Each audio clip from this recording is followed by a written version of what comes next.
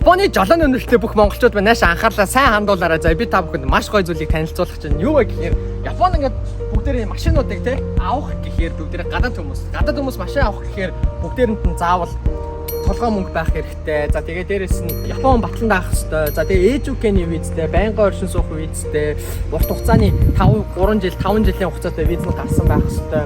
Орлогын төвшин тэд байх хэрэгтэй гэсэн ингээ маш олон шаардлагууд байгаад байдаг. Тэрийг нь авах яг банкны лизинг ингээд одоо юу авч чадах хүмүүс цөөхөн байгаад байдаг тийм үү. За тэгэнгүүт тэр бүх шаардлагыг бүгдийг нь байхгүй болгоод ийм машин олгох боломжтой, худлах боломжтой гоё газрыг бид болсон ба толгой мөнгө байх шаардлагагүй тэгэнд байж болно. За урт хугацааны виз байхгүй байж болно. 6 сар ба түүнээс дээш хугацааны визтэй байж болно. За тэгээ дээрэс нь таныг батланд авах Япон хүн байхгүй байж болно. Та ээжүүкэний визгүй байж болно. За тэгээ таны орлогын төвшин чинь 20 мянга ч хэдэн ч одоо юу гэдэг байж болно. Өндөр байх шаардлага байхгүй. За тэгэнгүүтээ ганцхан шаардлага тавьж байгаа. Тэр нь юу вэ гэхээр албан ёсны ажиллах визтэй байх хэрэгтэй гэж. Тэр нь одоо оюутан биш. За тэгээ гэр бүлийн виз биш. Ер нь тэрнээс бусад бүх визэнд орж байгаа. Тэгээд дадлагчч бас ерөнхийдөө болох боломжгүй байгаа. Тэгэхээр 3 жилийн дараа заавалчгүй харин гэсэн болцолтой байдаг учраас бусад бүх төрлийн виз гэж байгаа. Урлагийн виз, үндсэн ажилтны виз, багшийн виз, одоо эмч, совилогч тийм ээ. Одоо эмнэлгийн салбарт ажилладаг хүмүүс.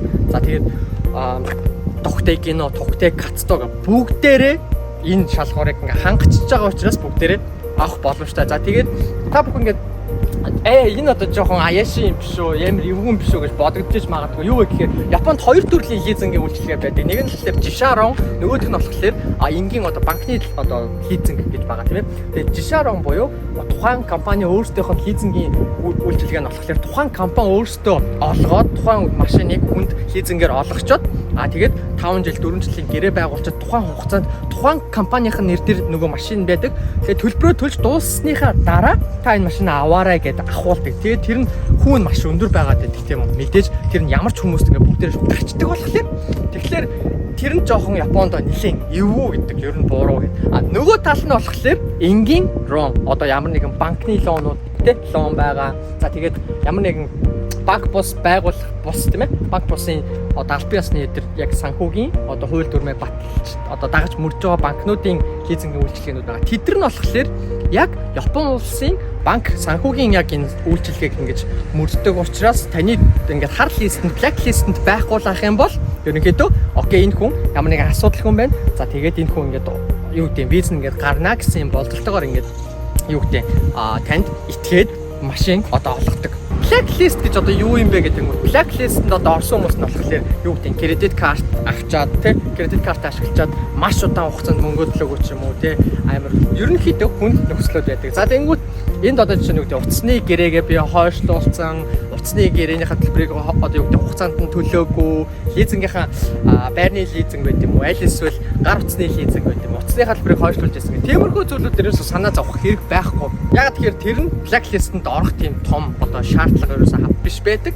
Тийм болохоор ямар нэгэн байдлаар машин авахаас өмнө шууд эднийх рүү холбогдоод би яг энэ лизингийн үйлчлэгийг надад хамрагдах боломжтой юу гэдгийг төрүүлээд машинсаа буюу яг одоо юу гэдэг өөрөө шалгуулад үзүүлэх боломжтой байдаг. Тэгээд болж нөө та шалгуур хангачлаа гэх юм бол за би одоо машин авъя гэж одоо юу гэдэг те машин сонгох боломжтой. За тэгэнгүүтээ ямар хэдэн төгрөгийн машин авах вэ? Ямар үнэтэй байд юм бэ? Дээд болцол нь хэд байд юм бэ гэдэг юм бол дээд болцол нь болохоор 300 мянга гэж байгаа. 300 мянга дотор та хүссэн машинаа сонгож болно. Тэгээд толгой мөнгө тэг 300 мянгаас дээшээгээ байх юм бол 300 мянгаас авсан үнийн дүнгээ та толгой мөнгөөр одоо олгох хэрэгтэй гэдэг тийм системтэй байгаа. Тэгэхээр 300 мянга хүртэл зээлэх боломжтой 300-аас давуулсан ч байж болох юм байна.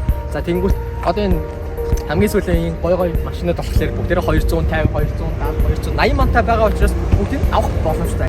За сүүлийн нууцаа би та бүхэн задлаа. Тэр нь юу вэ гэхээр машин авч байгаа хүн болгонд 20 мянган бэлгэхээр одоо кампайн ярьсан байгаа заяа. За тэр нь юу вэ гэхээр та бүхэн одоо энэ ч ярьж машин амаар байна гэд ингээд холбогдох юм бол машин авч байгаа хүн болгонд 20 мянганы бэлгэхдээ та бүхэн надаар дамжихгүй өөртөө ирээд шууд ингээд уулзах юм бол ямар нэг урамшуул байхгүй, ямар нэг кэшбэк байхгүй. Тийм болохоор та бүхэн за энэ ч очиж уулзах юм аа, машин авах юм аа гэд над руу утасны дугаар явуулах юм бол би таны утасны дугаарыг чинь ийшээ явуулна. Тэгээд эндээс тань руу өөртөө залгах байгаа. Тийм болохоор тань ямар нэг утасны төлбөрийн одоо юу гэдэг нь урт ярих зэрэг зардал мартал ерөөсө гарахгүй заяа. За тэгээд тань руу залгана. Тэгээд та өөрөө ямар машин сонирхож байгаа, ямар болтолтой, юу хүсэж байгаа гэдгээ бүгдийг нь ярих боломжтой. За тэгээд Япон хэлний жоох юм асуудалтай байх юм бол өөр хүнээс ч юм уу тийм ээ одоо орноороо өөрийнхөө оронд яриулах бас мөн боломжтой. Түүний дараа та над дээр одоо лизинг гарах уу юу гэдгээ шалгуулаад тэгээд өөрөө машинаа сонгоод энд байгаа машиндаа сонгож болно. Шинээр машин одоо захиалга өгөөд яг өөрөө тийм машин хүсэж байгаа гэдгээ хэлээд бас ахуулж болно. Дуудлага худалдаанаас тийм ээ.